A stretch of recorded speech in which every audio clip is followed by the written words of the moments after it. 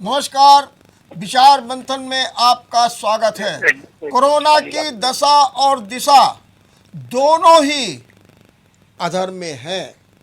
Corona किस करवट बदलेगा अपना स्वरूप, क्या करेगा, कैसे मुकाबला होगा, गांव तक इसकी पहुंच हो रही है, वैक्सीनेशन धीमा है।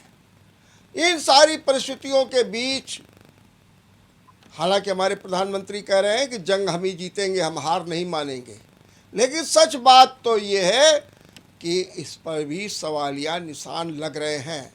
आज इसी पर चर्चा करेंगे और हमारे साथ में हैं जाने माने सर्जन, केंद्रीय स्वास्थ्य समिति के सदस्य doctor S K. Mishra ji. Doctor S. Mishra ji, मैं आपका बहुत बहुत स्वागत करता हूँ।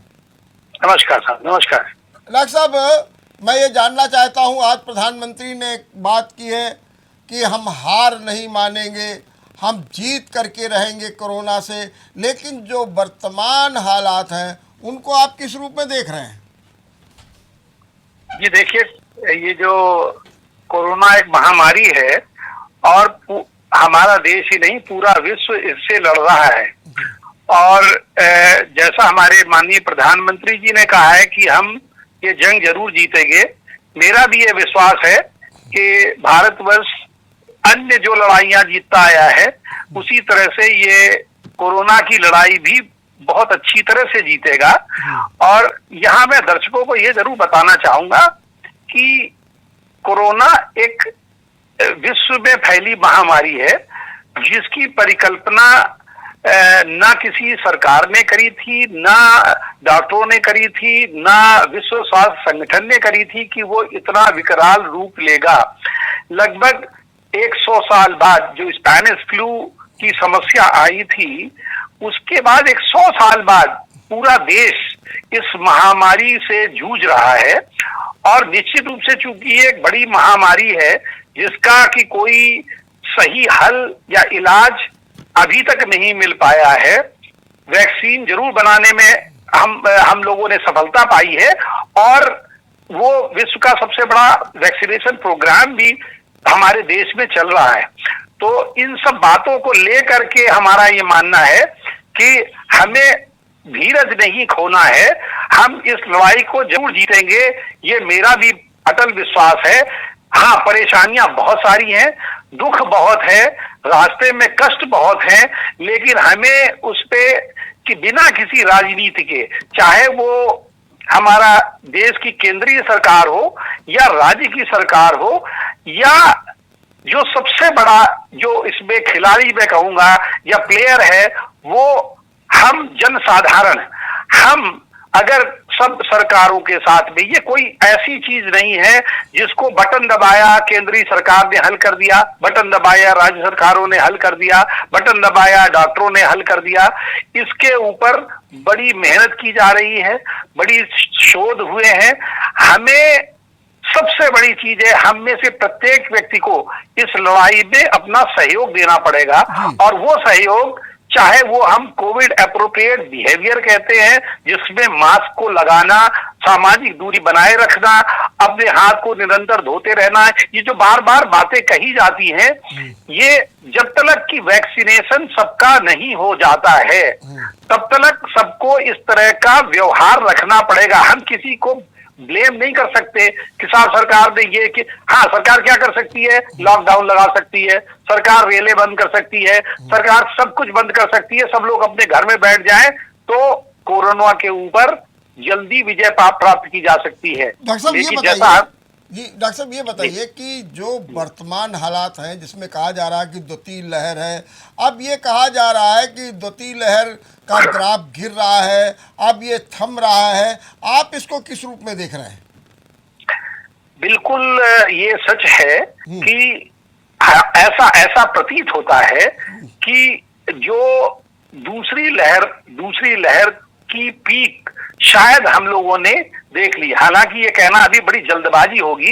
हम विगत कुछ दिनों से आंकड़े ऐसे आ रहे हैं जो बता रहे हैं कि संख्या में कमी हो रही है। और इसका तो मैं कॉमन सेंस मैं इस तरह से जवाब देना चाहूंगा वर्मा जी, हम लोगों ने अपने हर एक पड़ोस में, हर परिवार में कोरोना होते हुए देखा है। तो ये लगभग कम्युनिटी स्प्रेड हुआ। हाँ, गांवों में जरूर नहीं हुआ था, जो चिंता का विषय है। अब गांवों तक में ये कोरोना फैल चुका है। जिस तरह से इसको कहते हैं ना, सामुदायिक, यानी पूरे कम्युनिटी में जो फैल जाए, जिसकी पिछली लहर में बड़ी चर्चा होती थी, वाकई में अभी कम्युनिटी स्प्रेड हुआ है पूरी तरह से। जिसको कहते हैं ट्रेस करो, टेस्ट करो और ट्रीट करो। मैं समझता हूं कॉन्टेक्स्ट को ट्रेस करना बड़ा मुश्किल है, लेकिन हमारी सरकारें, चाहे वो राज्य सरकार हो, चाहे वो केंद्रीय सरकार हो, और जितनी भी स्वास्थ्य से जुड़ी हुई एजेंसियां हैं, उसके ऊपर पूरी मेहनत से रात दिन करके लगे हुए हैं, इंक्लूडिंग हमारे फ्रंटलाइन कोरोना वॉरियर्स। सो मैं जरूर बड़ा पॉजिटिव एक दृष्टिकोण रखने वाला व्यक्ति हूं, और पिछले 15-20 दिनों में जो मैंने अनुभव किया है, जिस तरह से हम असहाय स्थिति में पहुंच गए, बेड नहीं थे, लोग चिल्ला रहे थे ऑक्सीजन दे दो, भर्ती करा दो, और हम सिर्फ एक असहाय बने हुए देख रहे थे। हम लोग बिल्कुल प्रिपेयर नहीं थे। इसने हमारी स्वास्थ्य सेवाओं को भी उजागर किया है। क्या करना चाहिए? गांव में जो फैलता जा रहा है, और लगता है कि गांव तो इस समय छोला चाप डॉक्टरों के ही हवाले हैं, और कोई काम नहीं हो रहा, कहीं कहीं टीमें तक नहीं पहुंच रही हैं। और जो गंगा के किनारे जितने आपने शव देख रहे हैं, वो भी बड़ी भयावता की स्थिति पैदा कर रहे हैं, डरावनी तस्वीर प्रस्तुत कर रहे हैं। क्या करना चाहिए इस स्थिति में? नहीं, देखिए, जो आप देख रहे हैं वाकई में वो बड़े दृश्य अमानवीय हैं। हम सब के हृदय को और मस्तिष्क को झकझोरने वाले हैं। और जो मैं देख रहा हूं गंगा के किनारे, जिस तरह शवों का अंबार लगा हुआ है और लोगों को दफन किया गया है, तो मैं ये इसमें सीधे सीधे देखिए किसी व्यक्ति विशेष को मैं नहीं ब्लेम करना चाहूंगा। आज हकीकत ये है कि अगर हमारे कोई नजदीकी रिश्तेदार की भी अंतिम वो मृत्यु हो जाती है, तो कोई उसका कंधा देने नहीं जाता है। आज पोजीशन ये, बहुत सारे घर पूरी तरह से बर्बाद हो गए इस कोरोना की वजह से, जिसमें उसका घर का मालिक, उसकी पत्नी और सभी लोग चले गए। शायद बच्चे बचे या वो भी नहीं बचे। तो कोई ऐसे में आपने बहुत कहानियां सुनी होगी, कभी ठेले में लटका करके, कभी कैसे लेकर के लोग अंतिम संस्कार कर रहे हैं।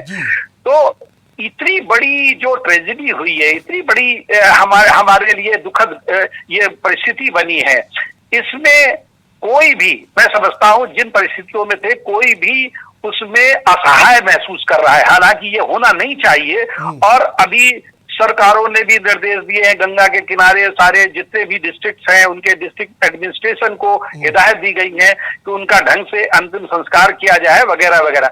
लेकिन अब आप समझिए कि इतनी बड़ी जनसंख्या में, हमारे बहुत बड़ा कारण है हमारी जनसंख्या और घनी आबादी है।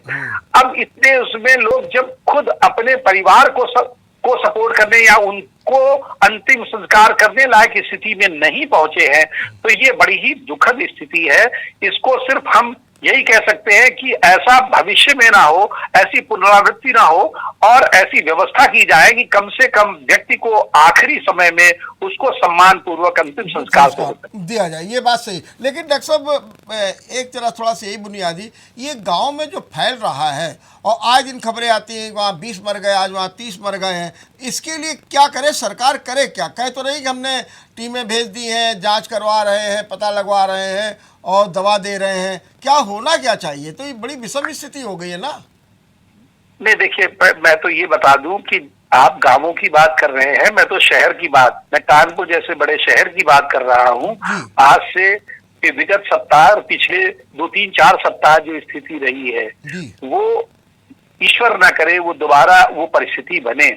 क्योंकि हम जब शहरों में, बड़े शहरों में ये स्थिति पाते हैं कि बेचारा मरीज ऑक्सीजन की कमी से सांस नहीं ले पा रहा है, उसको बेड नहीं मिल रहा है, और वो वहीं ऑटो रिक्शा में या एम्बुलेंस में या अस्पताल के बाहर बरामदे में दम तोड़ देता है। इससे ज्यादा मैं समझता हूं दुखद स्थिति नहीं हो सकती है।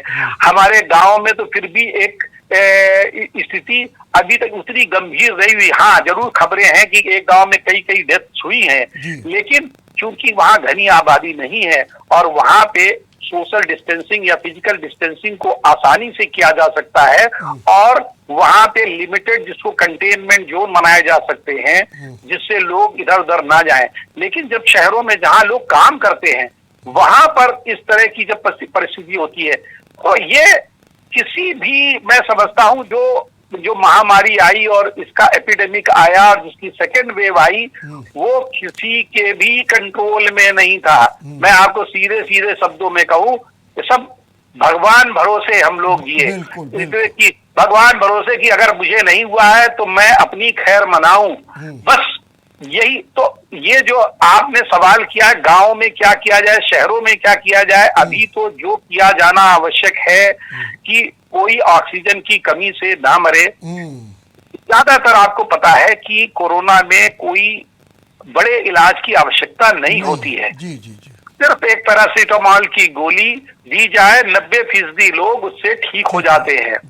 सिर्फ उसमें 5 से 10% लोग होते हैं खासतौर से जिनको साथ में कुछ बीमारियां जैसे डायबिटीज, हार्ट डिजीज या ब्लड प्रेशर इत्यादि होते हैं या जिनकी इम्यूनिटी डाउन होती है, जो कैंसर के मरीज रहे हैं या उनका इलाज हुआ है या टीबी के मरीज रहे हैं, ऐसे लोगों में संक्रमण ज्यादा गंभीर हो सकता है। ऐसे जी, तो ऐसे लोगों को कोरोना किस ओर मुड़ रहा है, कहते हैं तीसरी लहर आ रही है और वो बच्चों पर अटैक करने जा रही है। नहीं, ये सब तो मैं जानता हूँ कि जी डॉक्टर माफ कीजिएगा, मैं ये जानता हूँ जी ये अब चूंकि एक बार हम सब ने देखा, सब लोग कह रहे थे सेकेंड वेव आएगी सॉरी जी, सब लोग कह रहे थे जी सेकेंड वेव आएगी, लेकिन किसी भी सरकार ने जी कोई तैयारी नहीं की, बल्कि जो टेम्पररी अस्पताल बनाए गए थे या वेंटिलेटर्स लाए गए थे वो डब्बों से भी नहीं खोले गए। और ये सब मैं एक बात बता दूं आपको वर्मा जी, मैं चूंकि केंद्रीय समिति में हूं, मैं सरकार का हिस्सा भी बनता हूं, लेकिन मुझे ये कहते अफसोस होता है कि हमारी स्वास्थ्य की नीतियां और स्वास्थ्य का बजट वो बिना आज की सरकार या पुरानी सरकार को ब्लेम करते हुए मैं ये कहूंगा सभी ने इसको नेग्लेक्ट किया है। किसी भी तरह से हम किसी महामारी या बड़े ही किसी के लिए तैयार नहीं थे। अभी जो भी काम हो रहा है वो भी मैं आपको बता दूं ये सब बड़े टेम्पररी हैं। ये आज से 6 महीने बाद सब लोग भूल जाएंगे और फिर वही ढाके 3 पात वैसा ही होगा। तो इसके लिए जब तक कि जिम्मेदार लोग इसको बहुत गंभीरता से नहीं लेंगे और हमारी स्वास्थ्य सेवाओं और स्वास्थ्य व्यवस्थाओं को आमूल चूल परिवर्तन करना पड़ेगा, हमें बजट बढ़ाना पड़ेगा, हमें ये परिस्थितियां देखनी पड़ेगी कि गांव का मरीज कम से कम अपने 7-8-10 किलोमीटर के बाद उसको न चलना पड़े और कोई भी माँ बच्चा पैदा करते वक्त कोई भी बच्चा एक मेल न्यूट्रिशन से इन सब चीजों से न मरे। इसके लिए हमें बहुत अथक प्रयास करना और इंफ्रास्ट्रक्चर को मजबूत करना है। और आप वेंटिलेटर ले आओगे, डॉक्टर कहां से लाओगे, आप नर्सेस कहां से लाओगे, आपने जो आपको भी डॉक्टरों को देने के लिए तनख्वाह का पैसा नहीं है। अभी आपको मैं बता दूं बड़ा मजाक जो सरकार की तरफ से कहा गया कि भाई हम डॉक्टर्स ले आएंगे और उनको फाइनल ईयर के स्टूडेंट ले आएंगे, रेजिडेंट्स को बढ़ा देंगे, हम एमडी एमएस के रेजिडेंट्स का पीरियड पैसा नहीं देंगे। आप समझिए कोविड की ड्यूटी कराएंगे उनको 100 रुपए प्रतिदिन। आप शर्म आनी चाहिए। हम मजदूरों को 350-400 मिनिमम गारंटी वेजेस देते हैं, उनसे भी ज्यादा खराब आपने हालत डॉक्टर की कर दी है। तो ये चीज तो सरकार को बहुत अच्छी तरह सोचना पड़ेगा कि ये मजाक बहुत दिन नहीं चलेगा। आप 100 वेंटिलेटर ला के रख देंगे, वहां चलाने वाला एक नहीं, और ज्यादातर अस्पतालों की हालत यही है, ज्यादातर मैं आपको बता रहा हूं यही है। तो इसके लिए हमको बहुत ज्यादा गंभीरता के साथ इन चीजों पे करके प्लानिंग करनी पड़ेगी। बाकी थर्ड वेव या बच्चों के बारे में मैं कहना चाहता हूं ये व्यर्थ के भय ना फैलाए जाए। हम ऐसा पहली बात है मैं ये नहीं, कोई मैं भगवान नहीं हूं कि मैं कहूं ऐसा कुछ नहीं होगा, लेकिन हमें सतर्क रहने की जरूरत है। और जो हमारा वैक्सीनेशन प्रोग्राम है उसको थोड़ा तेज करने की जरूरत है, जो कि आज माननीय स्वास्थ्य मंत्री ने भी कहा है कि हमारी जून जुलाई में हमारी बहुत कई गुना वैक्सीनेशन की क्षमता बढ़ जाएगी। थोड़ा समय दीजिए, मैं समझता हूं दिसंबर, आज प्रधानमंत्री जी ने कहा है कि दिसंबर अंत तक हम अपनी ज्यादातर पॉपुलेशन को इम्यूनाइज कर देंगे। हमें इस बात का विश्वास रखना चाहिए। 17 करोड़ से ऊपर वैक्सीनेशन हो चुके हैं। अब अगर वॉर फुटिंग पे वैक्सीनेशन किए जाएंगे तो अगले 6 महीने में हम काफी कुछ पब्लिक को, और 100% तो मैं नहीं कहता, लेकिन जो हर्ड इम्यूनिटी जिसको कहते हैं कि एक समाज में इतना इन्फेक्शन एंटीबॉडीज बन जाएं कि जिससे गंभीर कोई मसला ना हो, लोगों की मौतें ना हो। ये कोरोना तो साथ चलेगा। लेकिन डॉक्टर साहब, बातें तो अच्छी अच्छी होती हैं, लेकिन धरती पे कुछ नहीं। अब देखिए, आपने कहा 45 प्लस वाले आए, उनको लगा दिया गया। अब आपके पास कोई व्यवस्था नहीं थी और आपने 18 प्लस वालों को कह दिया अब इनको भी लगेगा। आज देखिए तमाम राज्यों में सेंटर बंद हो गए हैं। अपने कानपुर में भी त्राही त्राही मची हुई है वैक्सीन। तो ये सरकार क्या सोचती नहीं है, क्या विचार नहीं करती है और एकदम निर्णय दे देती है जिससे कि जनमानस को और परेशानियां झेलनी पड़ रही है?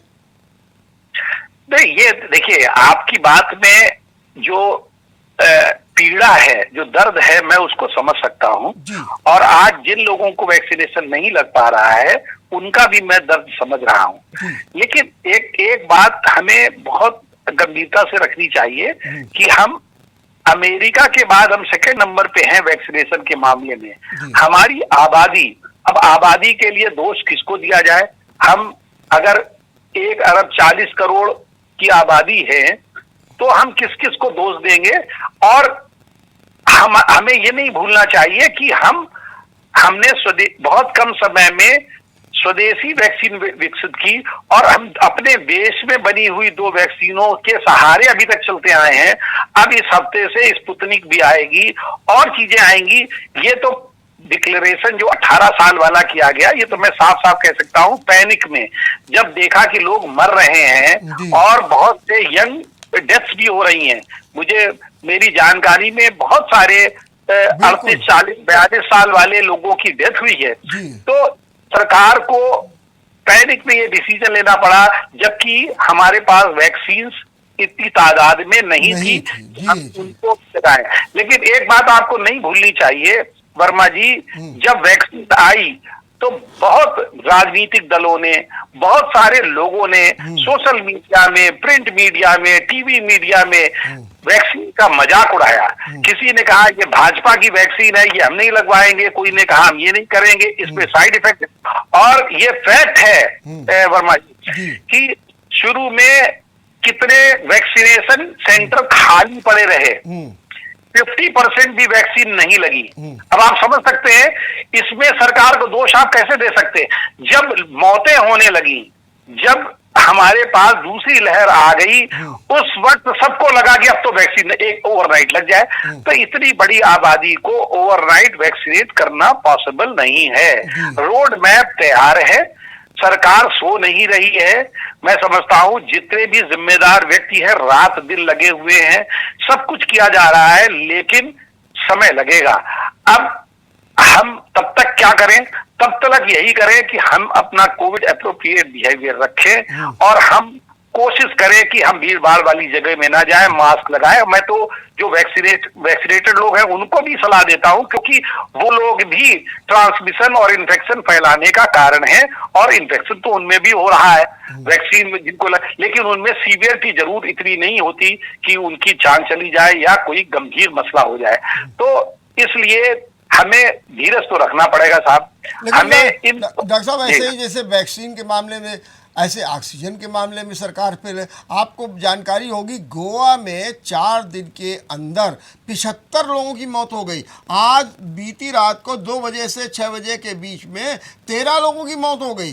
तो ये और बताइए, एक छोटे से गोवा तक में हम ऑक्सीजन नहीं उपलब्ध करा पा रहे हैं, जांचें बैठ रही हैं, सब कुछ हो रहा है, लेकिन स्थितियां बड़ी विकट हैं अभी भी।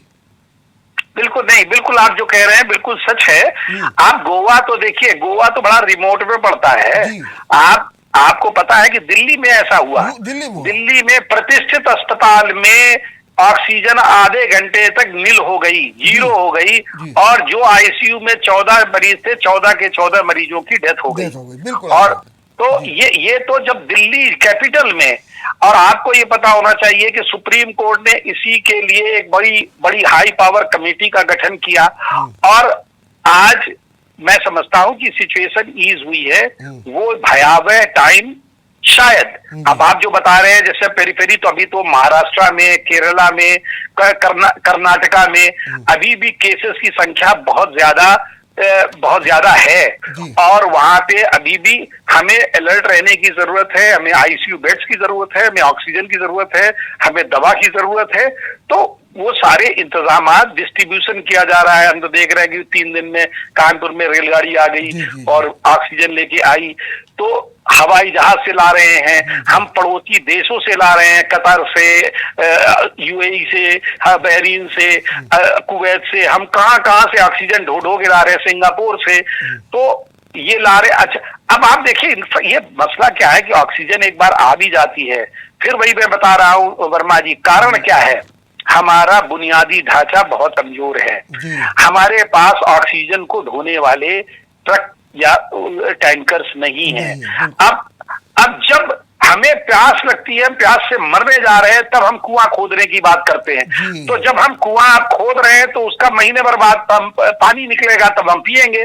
तो अब इसमें आप जो कुछ भी कहे, जिसको चाहे दोष दे, पिछली सरकारों को, अगली सरकारों को, आज की सरकारों को, ये जो डिमांड और सप्लाई में बड़ा अंतर आया है, वो आज सारी दुखों का कारण हुआ है। डॉक्टर साहब, ये बताइए, ये कोरोना की जंग में आप सबसे बड़ा चैलेंज क्या मान रहे हैं? कौन सी ऐसी बात है जो हमारे कोरोना के जंग में बाधा डाल रही है?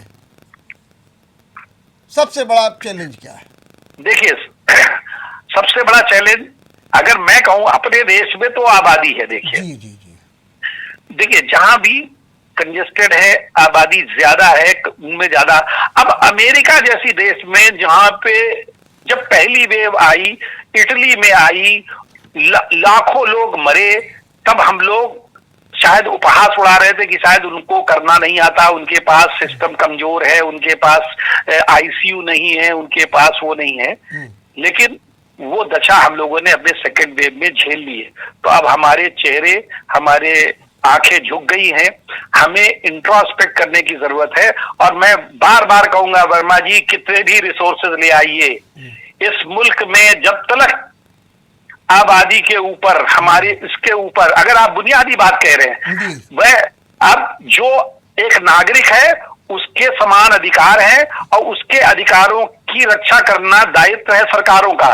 लेकिन मुझे बड़ी शर्म आती है, किसी भी सरकार ने अब जब से वो इमरजेंसी और संजय गांधी वाला प्रकरण हुआ था, आबादी के ऊपर बात करना बंद कर दिया है। और आज आप कितनी ट्रेन चला लीजिए, कितनी बसेस चला लीजिए, कितनी सड़कें बना लीजिए, ट्रैफिक जैम से लेके सब कुछ होता रहेगा।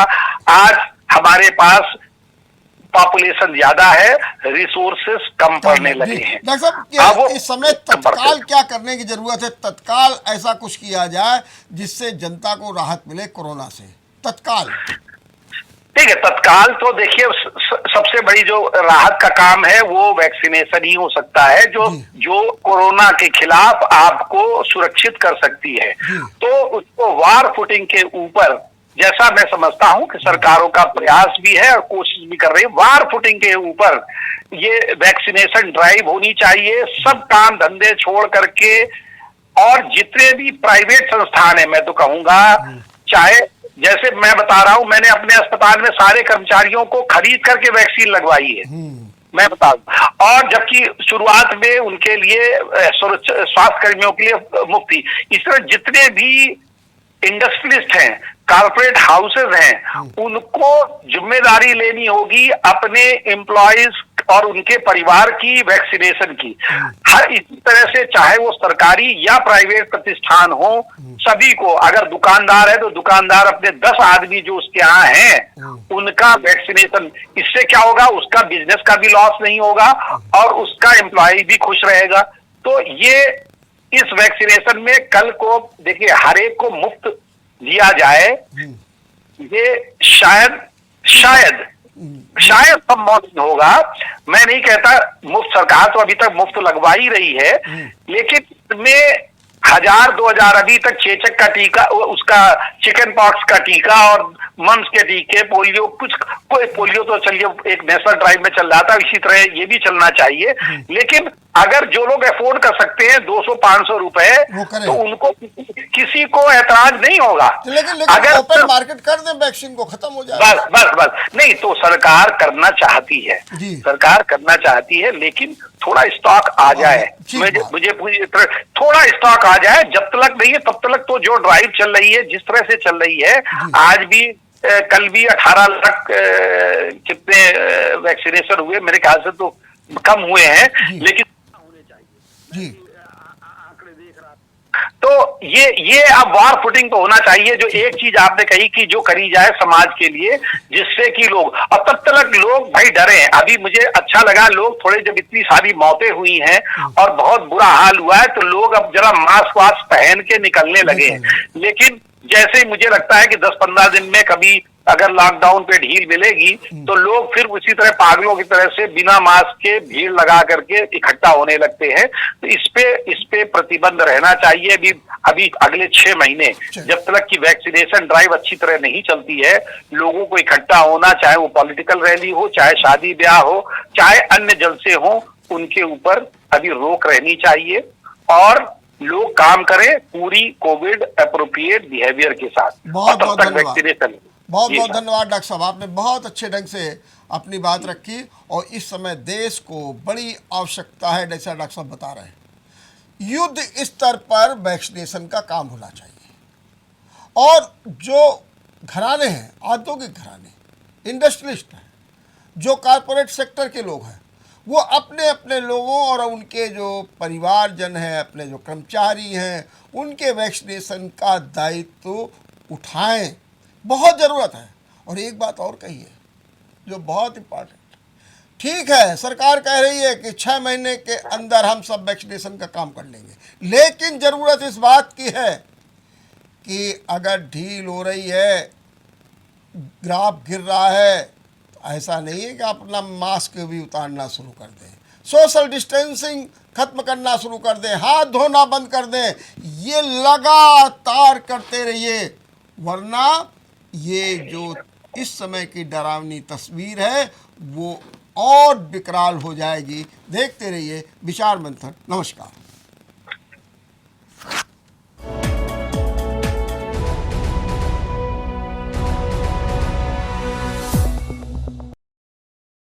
Super speciality hospital